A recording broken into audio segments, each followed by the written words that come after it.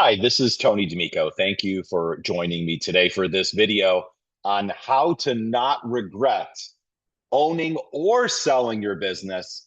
And we're going to talk about the value acceleration playbook. And really, it's a system. It's the business value acceleration system. And it has even helped me not only with my clients, but even for myself as I've built my own business since 2008 to build a business that's valuable, transferable, and on my terms. I'm a certified financial planner and a certified exit planning advisor, and I specialize in working with business owners like myself and helping them accelerate the value of their business. And again, what makes me unique is that I'm not just a financial advisor. I'm a business owner and I own my own firm. I do have four other minority partners. But what we're going to talk about is what I've implemented in building and growing our business to a top tier, top ranked firm for our industry across the country from a EBITDA perspective, valuation perspective, client retention perspective, and client experience perspective. Just a disclosure is that I'm the founder and managing partner of Fidado Wealth, which is an SEC registered investment advisor. I do want you to know that I don't know your particular financial situation, so you shouldn't take any of this as direct advice to implement. At the end of this, you'll be able to schedule an introductory call if you'd like, where we can talk specifics about your scenario. So sometimes value acceleration is called exit planning, and that throws people off. Some people, at least, some people want to exit their business, others don't. I mean, no one lives forever, right? So at some point, if you're a business owner, you will be exiting. The question is how? Is it to children? Is it to perhaps children and your key management team? Is it perhaps an outright sale to a strategic buyer? It could be a combination of selling off pieces at a time.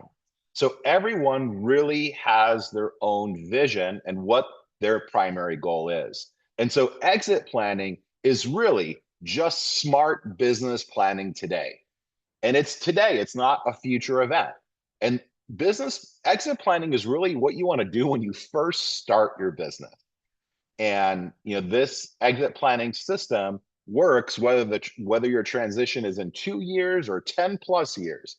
And again, I call this value acceleration. I don't refer to it as exit planning, but I wanted to address that because it is commonly referred to as exit planning. Really, what this is all about is maximizing the value of your business, maximizing your personal goals, because business to me is personal. The goal of a business is to further your personal goals and values. And really, that's also something that's very unique about value acceleration is you're aligning, again, not only your business goals, but your personal and your financial goals all in the same direction on an ongoing basis. So why is this personal? As I mentioned, your business is an extension of your life, not the other way around. That your company should support your purpose, your values, and your lifestyle. And value acceleration is really a life management tool, not just a financial one. And when this is done right, it reduces stress and it moves you and your teams toward operational excellence. Okay, so let's talk about the two different types of business owners out there. One is a value creator, and the other is a lifestyle operator. And one is not necessarily better than the other, and what's right for one is not right for another. Basically, a lifestyle operator has a business that they work in, and they're critical for day-to-day operation. So basically, a lifestyle operator is somebody who owns their job. Okay, they don't have a business that is growing without them. So value creators, they integrate personal, financial, and business planning. And value creators are not critical to day-to-day operations. And obviously, it takes time to get to that point, right? I started my business from scratch. I would never start a business from scratch again because it's a lot of work, right? But there was quite some time that it took me to not be critical to day-to-day operations. And it's important to have a life and purpose beyond your business. And value creators, they execute relentlessly and they keep the business always transition ready. And again, this business value acceleration system is designed for value creators. So let's look at the data. This is a huge reality check. 3 out of 4 owners profoundly regret selling within 12 months. Only 20 to 30% of businesses that go to market actually sell. Many sellers accept lower prices because their business is not ready. Most companies are way too dependent on the owner and lack transferable value. Even if you're not selling, by having a strong business and going through this multi-year process, it takes a couple of years to really implement all aspects, but it also refreshes the owner. It increases their satisfaction. Things are running more smoothly. There's more alignment.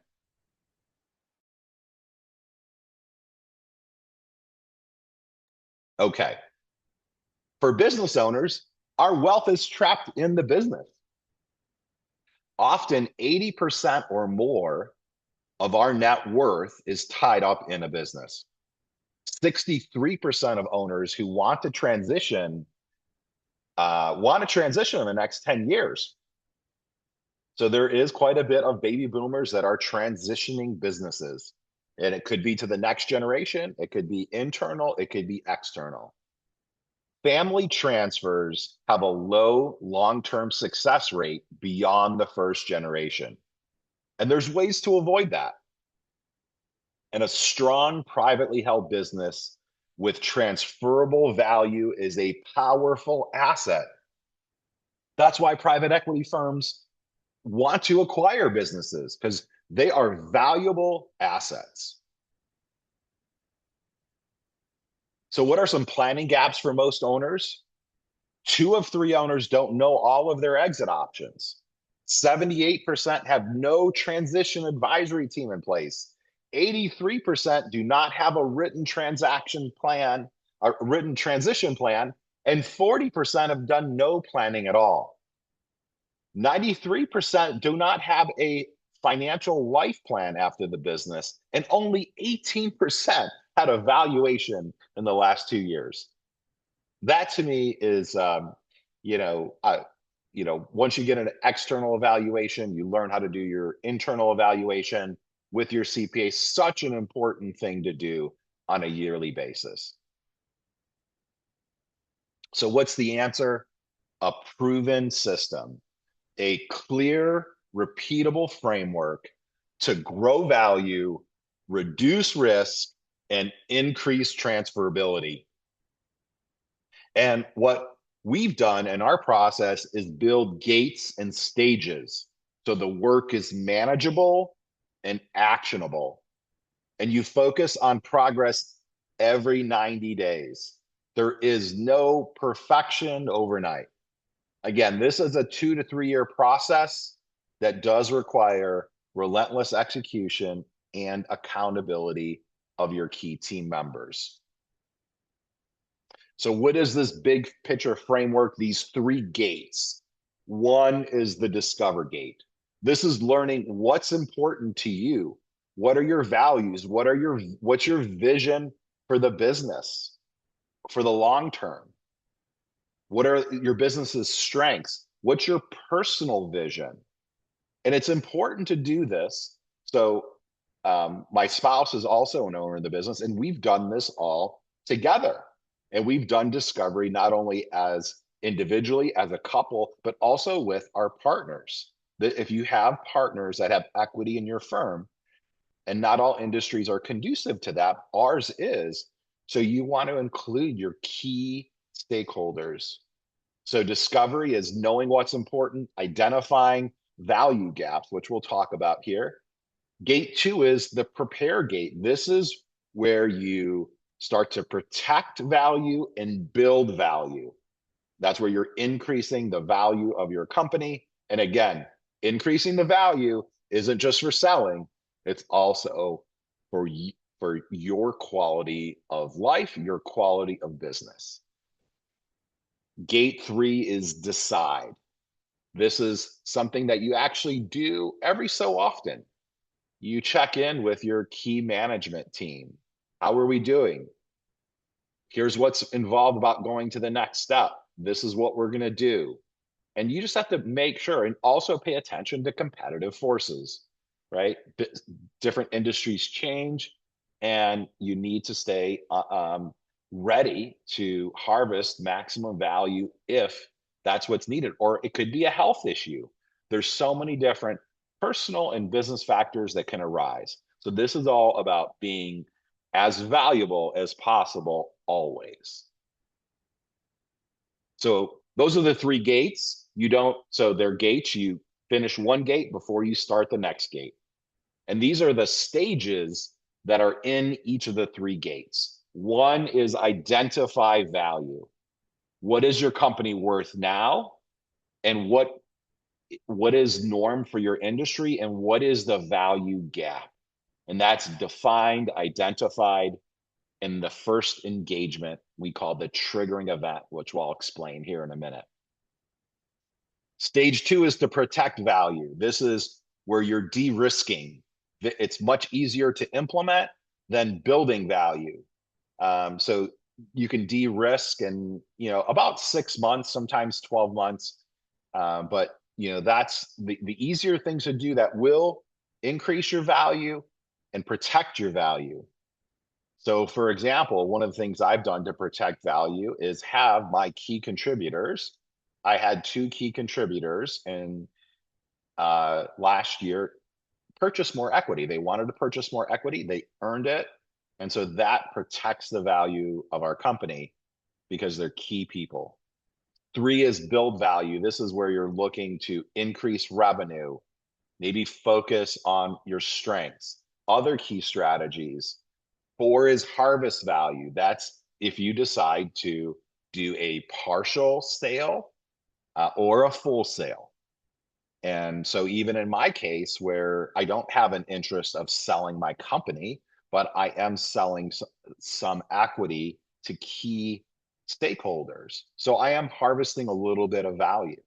So it's not all or none, right? You can get multiple bites of the apple. And then stage 5 is manage value. And we'll talk about each stage here as we progress. So here, again, the 3 gates: discover, prepare, decide. And in the discover gate, the 1 stage is identify value. And I'll review that here with you next. Stage 2, again, prepare. What you're doing there is you're protecting value and you're building value. Gate 3 is decide.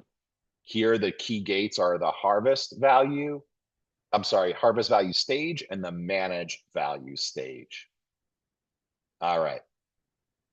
As I've mentioned, this moves your business, finances, and life toward greater value and alignment. It keeps you positioned to act when opportunities appear. So let's talk about the 5 stages of value maturity.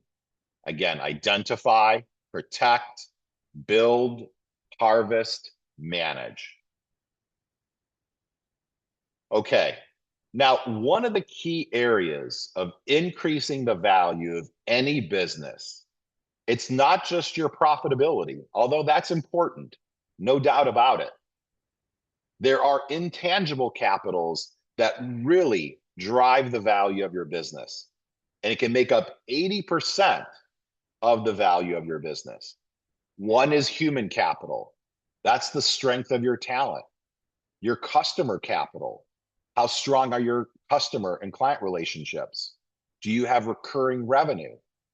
Are there opportunities for recurring revenue? What's your customer retention? Structural capital. This will be procedures, technology, systems, documentation. And 4 is social capital.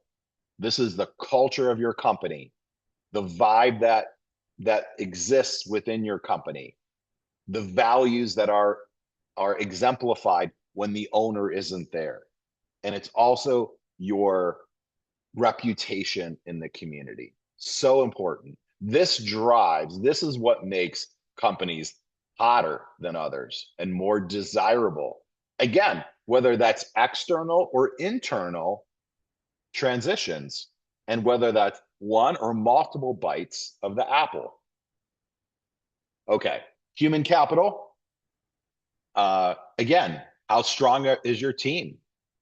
You know, how many, what percent of your team members are A players, B players versus C players?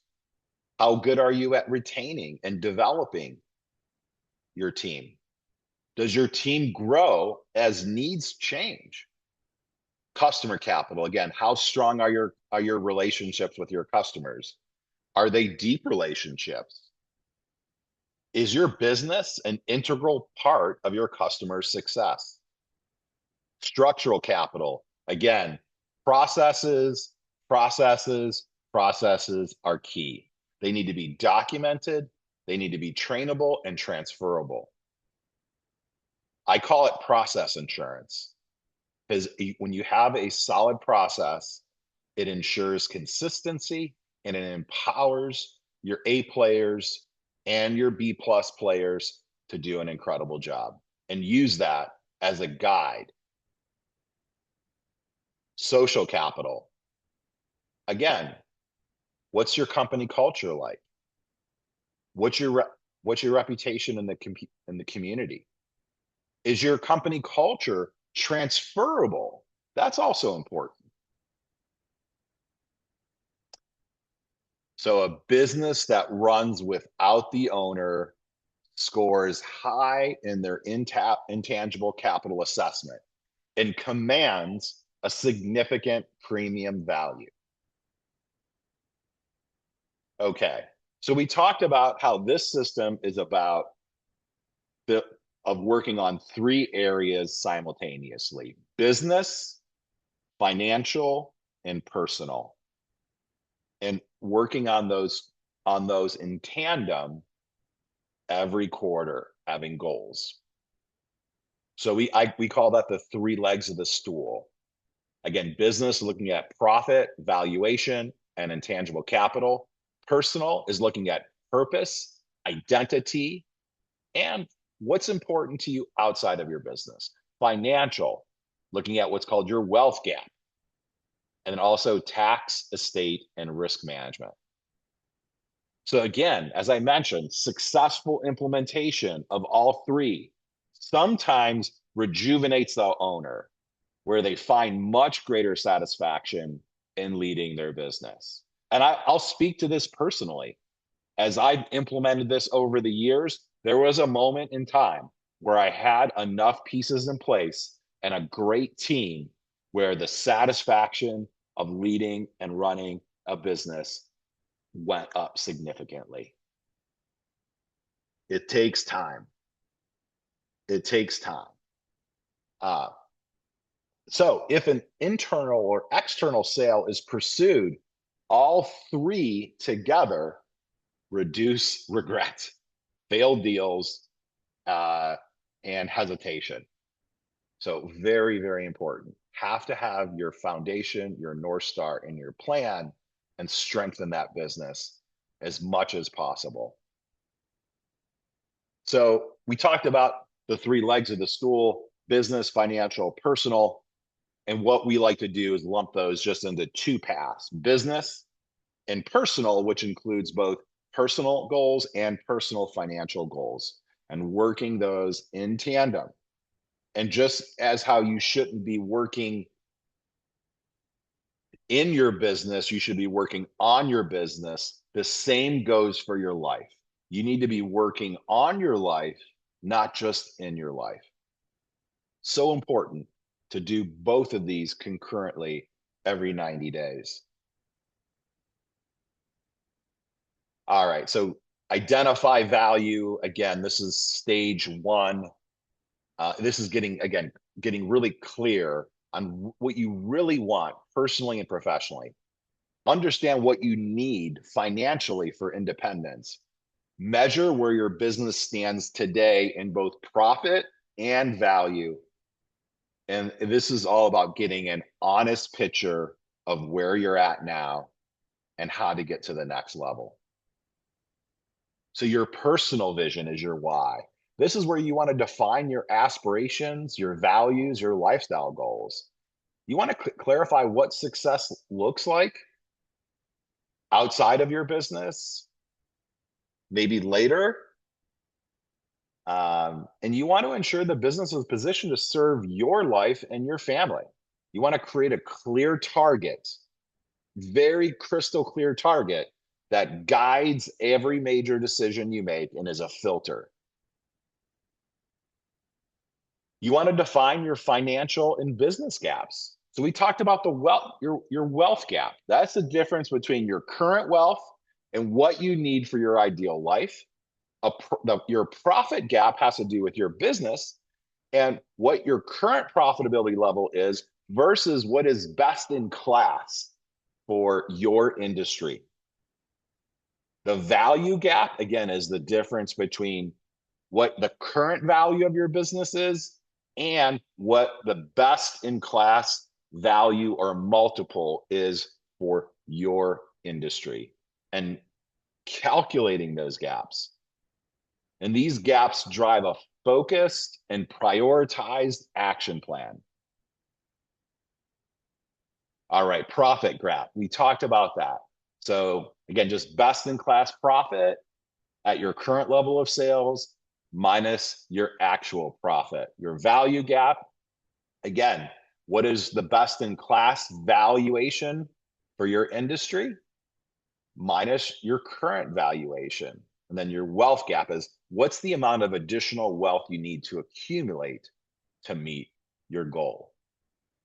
So how do we do all those three things? It's called the triggering event. And it takes a combined approach looking at personal, financial, and business assessment. And it links your current situation to a range of potential market values. It highlights the probability of success if you follow the plan. And it often prompts the owners to say, I need to start this now. 7 out of 10 times when I do a triggering event, it triggers that action, which is the average, but it makes things clear. And I will tell you, again, I've taken my business through this same exact process, and we revisit it as well. The other thing that we do during the triggering event is an attractiveness and readiness assessment. So an attractiveness is how appealing is your company to a buyer or successor. If the company's not attractive and your goal is to maybe have other partners or owners in your firm or transition it to a family member, to be like they won't want it unless the business is attractive. So important. Again, attractiveness is important, again, whether internal or external. Readiness, how prepared are you both in your business and personally to transition some ownership or all ownership? So this is assessed with in-depth interviews with owners, partners, and key family members. This directly influences your valuation, terms, and deal structure, and the gaps discovered drive a focused and prioritized action plan. I love this because the clarity here is absolutely just super helpful. You get to see what your profit gap is year one, But how about over the course of multiple years? Same thing with your value gap. What's your value gap for year one? But what if there's a 5-year plan that's implemented? And what if your growth rate is X, your EBITDA improves, maybe your net profit improves by a certain amount each year? What does that do to the net profitability and the value of your company at an increased multiple? So once you see those numbers, they're staggering. They're it's significant. All right. So what's the overall action plan?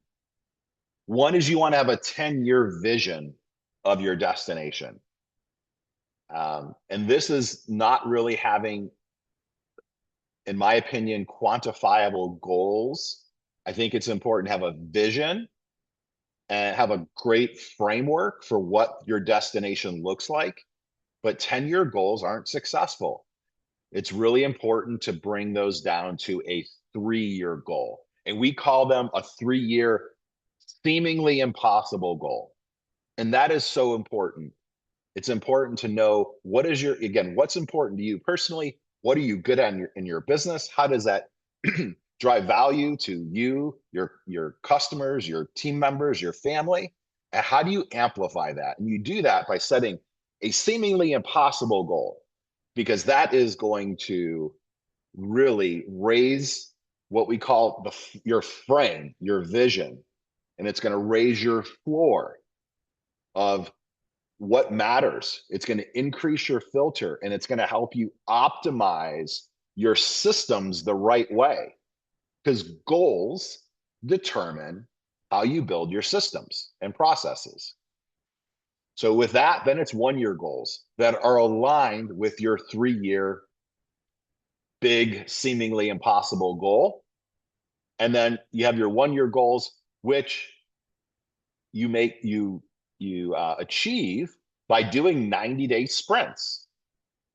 So they're 90-day sprints with no more than 5 personal and 5 business.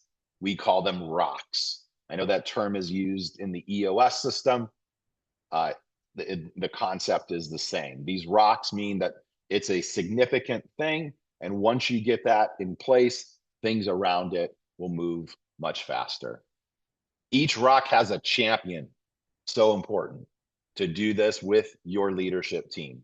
Each rock has a champion. They're accountable for it.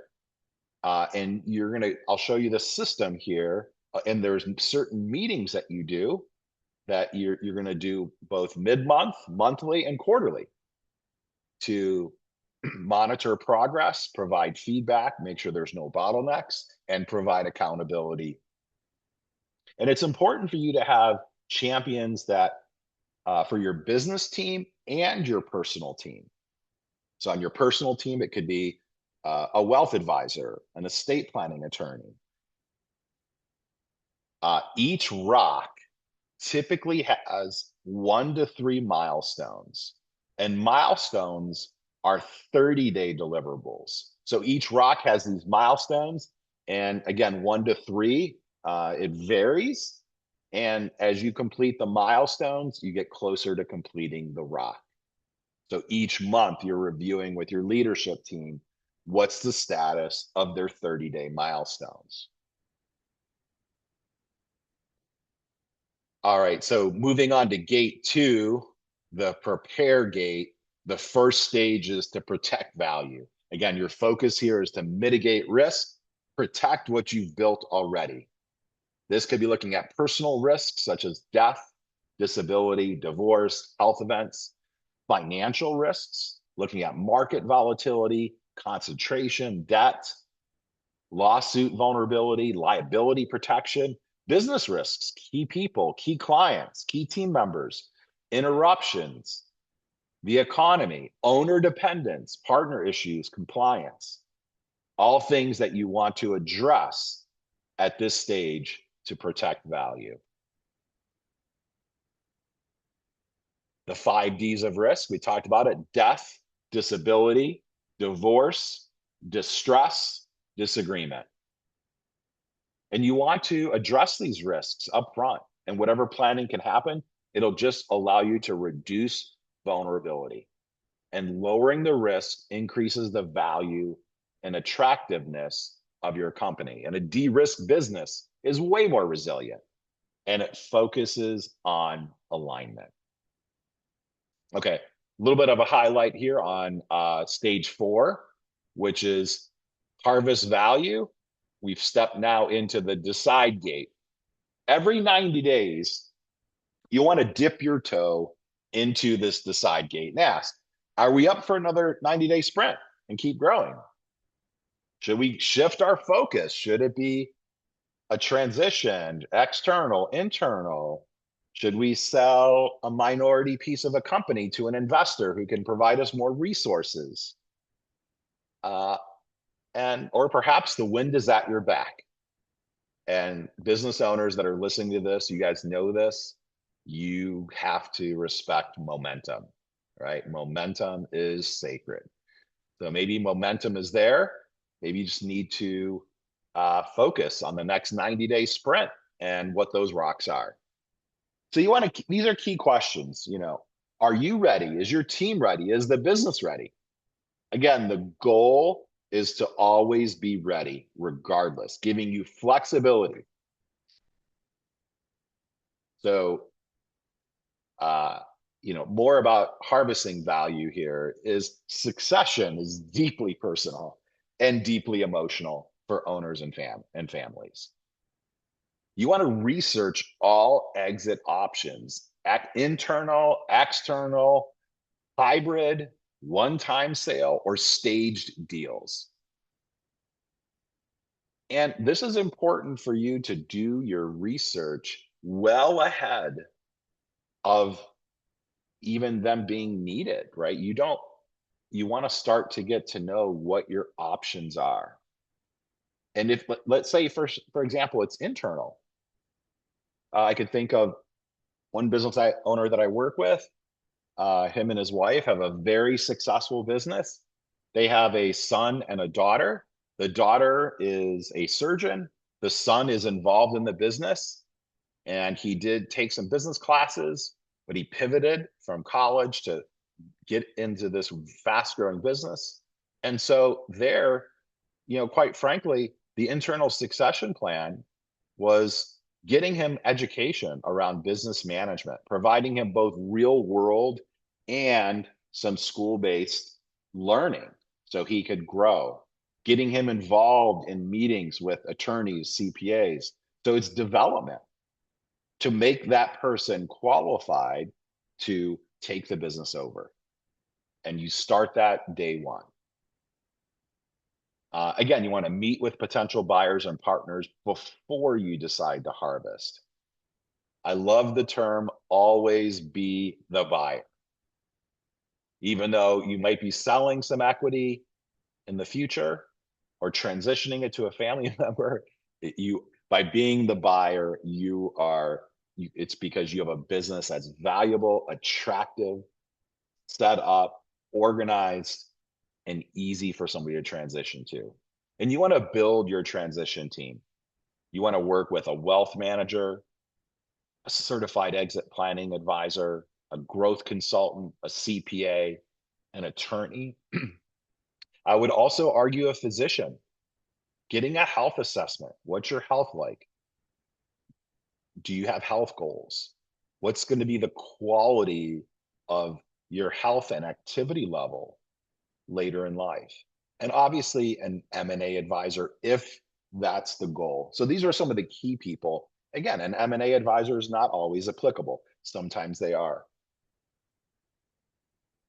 All right, so we talked about the two categories for private ownership transition. One is inside. This could be intergenerational, a management buyout, a sale to existing partners, or a sale to employees. Outside options could be a strategic buyer, a financial buyer. You could do recapitalization. And unfortunately, some people have to do orderly liquidation where they're just selling off the hard assets because they haven't built something that's transferable. Okay. So here is kind of an example of a firm that's doing 10 million in revenue. And what they did was kind of similar to what I did, is they have key people. And so their key management, their key leaders were able to get equity in the company. I call this alignment transfer. So important. Then they also had some other key employees that they wanted to transition equity to. And here at this stage, they came up with not only actual equity, but you can call it synthetic equity, where they get to participate in the growth and the valuation of the company. So certain employees that maybe weren't not as the key management, but still longtime employees that are making a difference, where they don't get profit distributions, but they participate in the increase in the value of the company uh, when there's some future liquidity. Recapitalization, this could be just taking some chips off the table.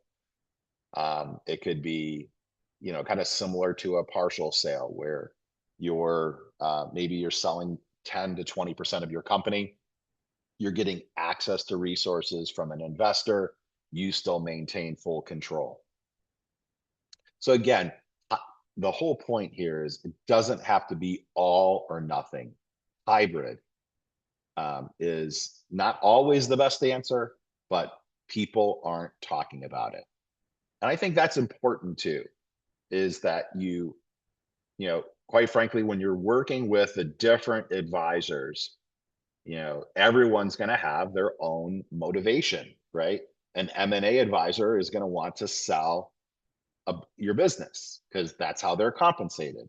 So really, I think that's also the huge value in working with a business valuation acceleration specialist, is that the focus is on you and what you want to accomplish.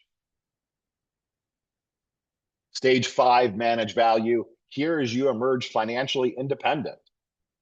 Again, I've had folks do a partial exit and they still are majority owner and they're financially independent. I've had folks that have sold outright to strategic buyers. It can happen in, um, I can think of another example where it transitioned within the family. The generation that started the business and went to the second generation, they were financially independent. Here's something to really, and for you guys that are guys and gals that are business owners, like once a value creator, you're always a value creator for both personal and business. So I think it's important to realize that you're going to want to have some level of involvement, both in a business. Maybe it's charities, maybe it's not for profit, but once a value creator, always a value creator. All right. You're not going to do this on your own. We talked about the core team: wealth manager, certified exit planning advisor, growth consultant, certified financial planner, CPA, valuation analyst, and attorney. That's typically a great starting point based upon the maturity of your business. There are some functional specialists that you'll need to pull in at different, both protect and build stages. Could be a fractional CFO, maybe a full-time CFO. Could be outsourced cybersecurity, all sorts of specialists. Process consultants, that is also a huge, huge benefit, where I brought in a process consultant expert to work with a business owner to make all of their processes clear, repeatable. The right quarterback coordinates the team and the plan. And that is super important.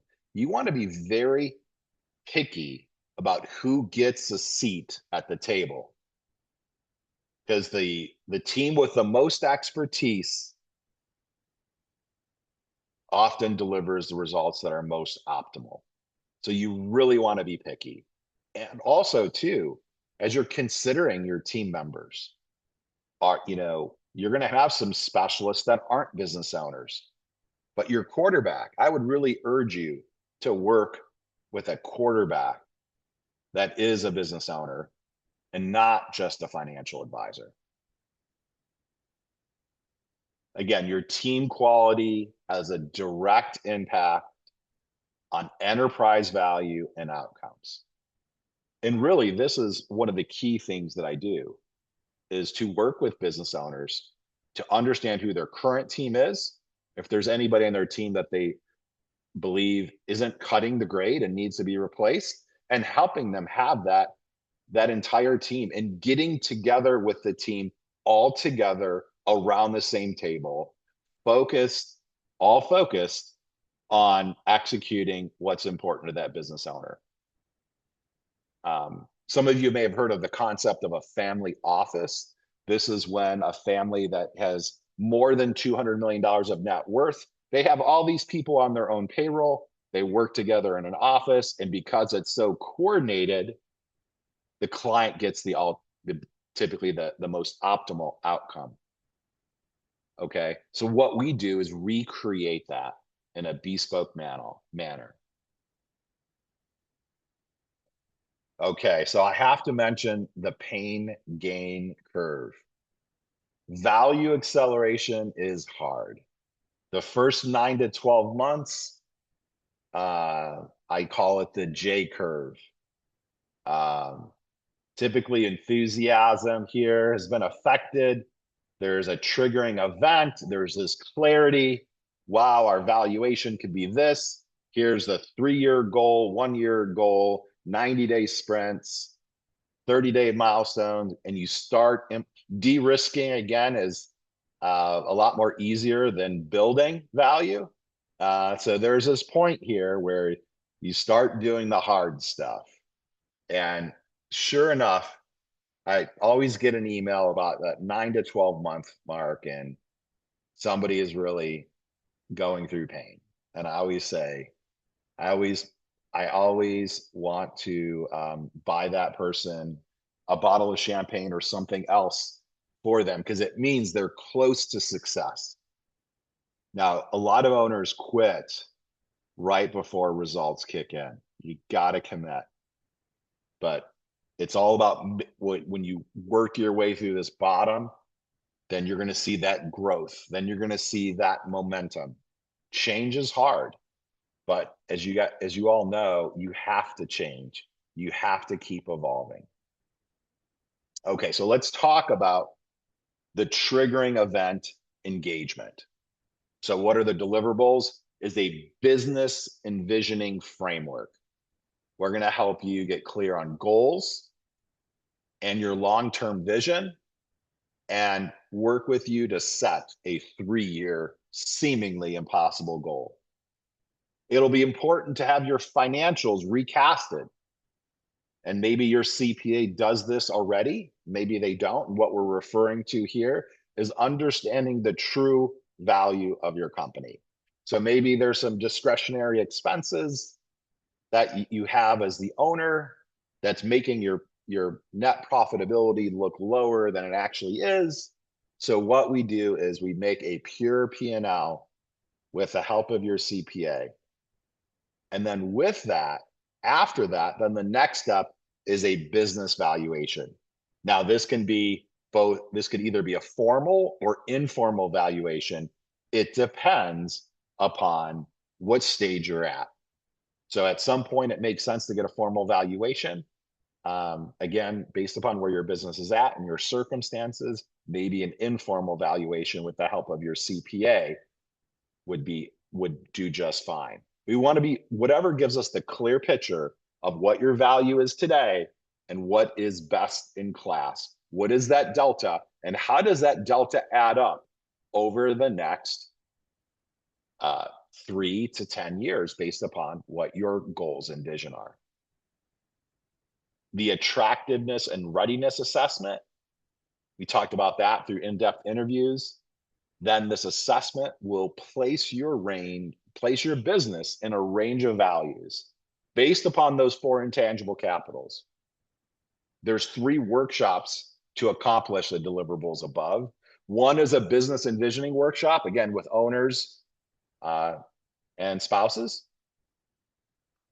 The second is an envisioning framework workshop, just kind of looking at what is the business vision and ideal futures defined for the owners and key leaders. The second is a strategic framework. We call it part one. This is where we're going to look at 3-year goal, 10-year vision. And then from there, the engagement basically ends and we can transition into strategic framework part two. I like to structure these engagements in this fashion because at this stage, then the business owner will know, hey, I want to build value. I see the opportunity, or you know what? There's too much work involved based upon what my goals are. I want to work on transitioning the business in the next couple of years. So that allows us to then customize the next engagement. The cost of this engagement is $10,000. That is subject to change. We schedule one workshop per week for momentum and continuity. So you're ready in 4 weeks to chart your next step. The acceleration engagement is one option. This is if you're looking to build value. Here, we're going to come up with a strategic action plan. This can also take the flavor of what we call a transition engagement, where it's maybe less up on building value because you know that you want to exit within 2 to 3 years. So we structure it based upon where you land. But let's focus on the acceleration engagement. And again, that's focused on building value. That's setting the 1-year goals and the 90-day rocks and deliverables. And here are, again, some of the key deliverables is a strategic action plan that I just mentioned, key performance metrics assessment for dashboard design. So if you don't have a dashboard yet of key data for your firm that you're tracking, whatever the key performance metrics are, that will be identified and will help you come up with a design for a dashboard that your team has access to on an ongoing basis. This is something that I did in my business a couple of years, probably about 4 years ago, and it was a complete game changer. Transparency. So I'm in the wealth management business, so it's about we call it net new asset growth, which doesn't include the market performance, client retention. We want client retention at 99% or higher, which is where we're at. And profitability. Those are 3 common metrics. There's others, but you kind of give you a flavor for what we're talking about. The rhythm and communication protocols. This is really the backbone of this system, is the agenda for each of these meetings. So, and we get into what does the weekly team meeting look like? What's the communication protocols? What are the agenda items? How do people prepare for it? Are they giving status updates, or are they just letting you know if they're on track or off track? And I will tell you, and especially in the weekly team meeting, when you're in a team setting, it's are you on or off track? A lot of team members want to give you status updates, and that is not the place for it. You want to keep these meetings moving. Mid-month meeting with your key leaders. So I do that. I have 5 people that report to me that are my key leaders. I meet with them mid-month, and the whole purpose of that meeting is to find out, is there anything they need from me to hit their 30-day milestones? That's it. Are there any gaps? Are there any resources needed? Was something not figured out properly? So it's problem solving.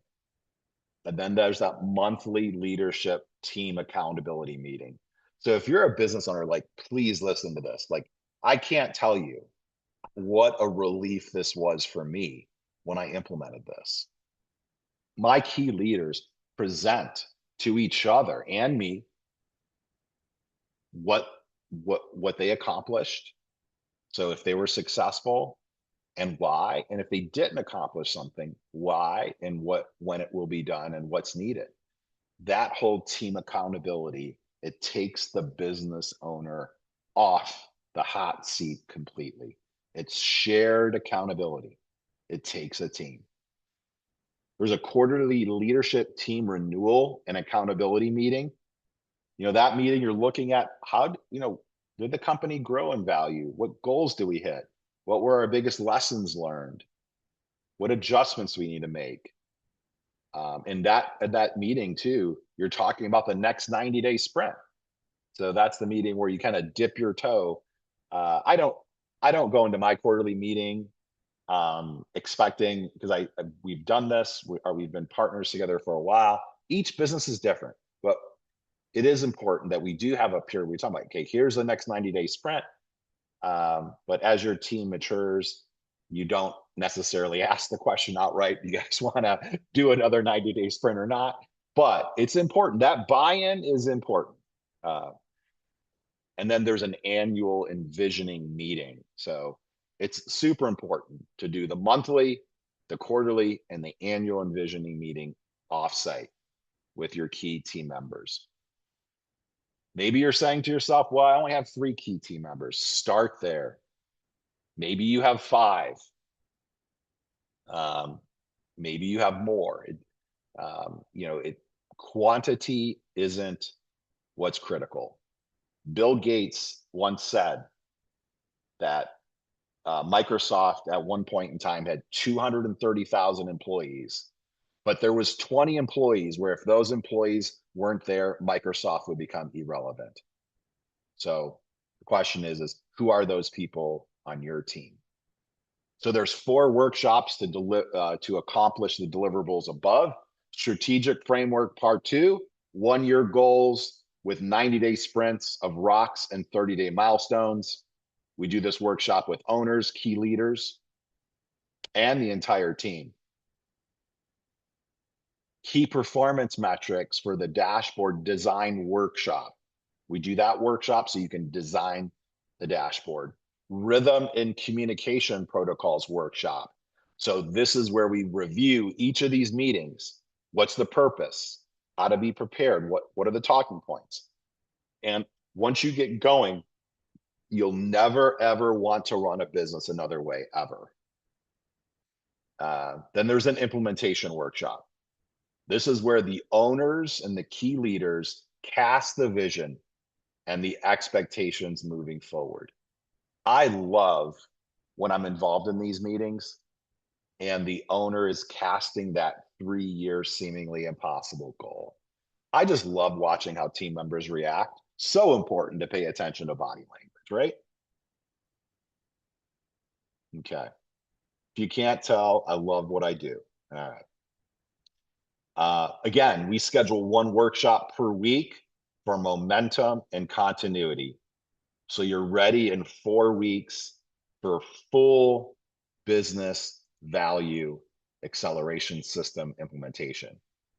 We also provide the support needed for the first 2 90-day sprints, and we'll even reassess the company's value based upon attractiveness and readiness assessments somewhere after the first 180 to 365 days, all based upon your momentum and progress.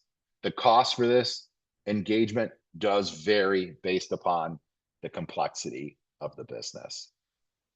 These are 2 of the early major engagements that we talked about. There is, and we really, kind of talked about that, having support for the first couple of 90 days and reassessing value. And that's what we want to do, is we want to provide that triggering event, but we have a complete process to take you from A to Z. So next steps, if you found this video helpful and you like my message, schedule an exploratory call. I'd be happy to chat with you. You can book with me at calendly.com/Tony D'Amico/intro. You can email me, Tony@FidatoWealth.com. So I encourage you to make today the best day ever, but seize your future. I hope you enjoyed this. I hope you found it helpful, and look forward to speaking with you if we could be of value.